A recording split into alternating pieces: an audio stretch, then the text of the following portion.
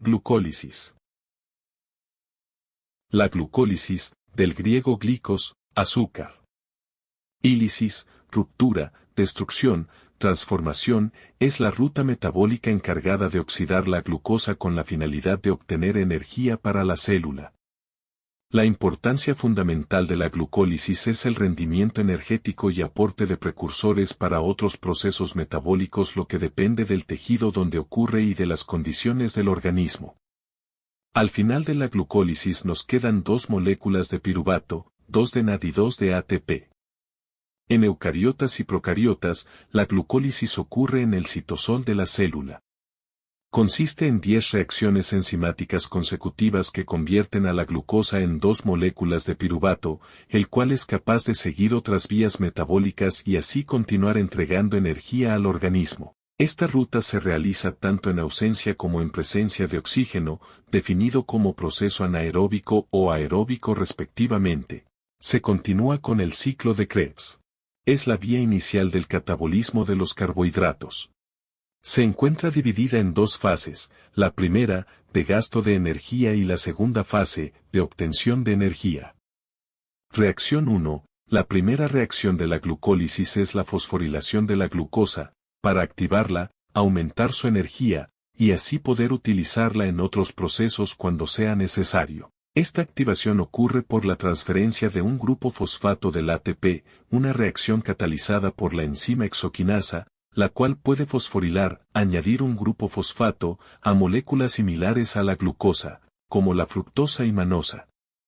Las ventajas de fosforilar la glucosa son 2. La primera es hacer de la glucosa un metabolito más reactivo, y la segunda es que la glucosa 6-fosfato no puede cruzar la membrana celular, a diferencia de la glucosa, ya que la carga negativa que le proporciona el grupo fosfato a la molécula hace que sea más difícil atravesarla. Se trata de una reacción en la que se pierde energía en forma de calor. Reacción 2. La glucosa 6-fosfato se convierte en su isómero, la fructosa 6-fosfato por la enzima glucosa-fosfato isomerasa.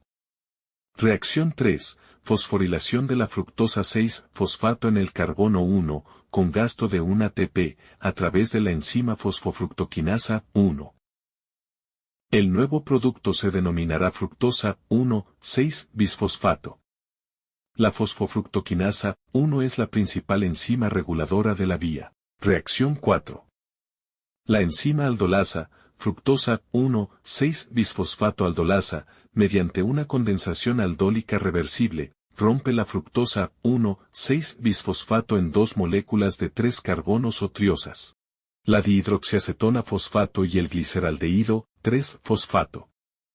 Estas moléculas son isómeros el uno del otro, pero solo el gliceraldehído 3-fosfato puede continuar directamente con los siguientes pasos de la glucólisis.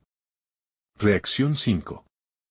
La dihidroxiacetona fosfato se convierte en gliceraldehído 3-fosfato. Ambas moléculas existen en equilibrio, pero dicho equilibrio desplaza fuertemente hacia el gliceraldehído 3-fosfato, conforme se va utilizando este último. Es así que al final toda la dihidroxiacetona fosfato se convierte en gliceraldehído 3-fosfato. Como conclusión de la primera fase podemos decir que una molécula de glucosa se desdobla en 2 moléculas de gliceraldehído 3-fosfato con el consumo de 2 ATP. Esto permite duplicar los resultados de la segunda fase de obtención energética. Ya en la segunda fase o fase de beneficio energético, en la reacción 6, 2 semirreacciones ocurren simultáneamente. 1. La oxidación del gliceraldehído 3-fosfato que se forma en la fase inicial. Y 2. La reducción del NAD+ en NADhidrogenión. La reacción general es exergónica y libera la energía que luego se usa para fosforilar la molécula, lo que forma 1,3-bifosfoglicerato. Reacción 7. El 1,3-bifosfoglicerato dona uno de sus grupos fosfato al ADP, lo transforma en una molécula de ATP y en el proceso se convierte en 3-fosfoglicerato. Reacción 8. El 3-fosfoglicerato se convierte en su isómero, el 2-fosfoglicerato. Reacción 9. El 2-fosfoglicerato pierde una molécula de agua y se transforma en fosfoenolpiruvato. Este es una molécula inestable, lista para perder su grupo fosfato en el paso final de la glucólisis. Reacción 10. El fosfoenolpiruvato de inmediato dona su grupo fosfato al ADP y se forma la segunda molécula de ATP. Al perder su fosfato, el fosfoenolpiruvato se convierte en piruvato, el producto final de la glucólisis. Como conclusión de la segunda mitad de la glucólisis, los azúcares de 3 carbonos formados en la primera mitad del proceso se someten a una serie de transformaciones adicionales para convertirse al final en piruvato. En el proceso se producen 4 moléculas de ATP, junto con 2 de NAD. La mayoría de las reacciones de la vía glucolítica son reversibles, con la excepción de las catalizadas por las hexoquinasas, la fosfofructoquinasa 1 y la pirubicoquinasa, lo que determina que el proceso total sea irreversible. Luego de que una molécula de glucosa se transforme en 2 moléculas de piruvato, las condiciones del medio en que se encuentre determinarán la vía metabólica a seguir. En organismos aeróbicos, el piruvato seguirá oxidándose por la enzima piruvato deshidrogenasa y el ciclo de Krebs, creando intermediarios como NADIFAD. Estos intermediarios no pueden cruzar la membrana mitocondrial, y por lo tanto, utilizan sistemas de intercambio con otros compuestos llamados lanzaderas.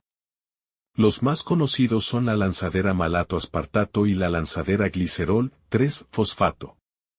Los intermediarios logran entregar sus equivalentes al interior de la membrana mitocondrial, y que luego pasarán por la cadena de transporte de electrones, que los usará para sintetizar ATP. Rendimiento energético neto de 32 ATP por cada molécula de glucosa degradada en condiciones aeróbicas.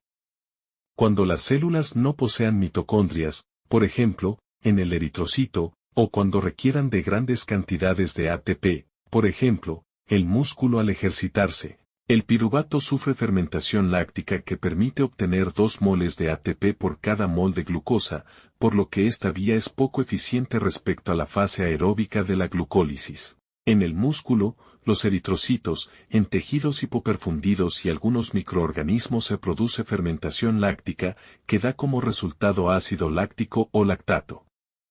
El pH en el citoplasma cae rápidamente cuando los iones de hidrógeno se acumulan en el músculo, inhibiendo finalmente las enzimas involucradas en la glucólisis.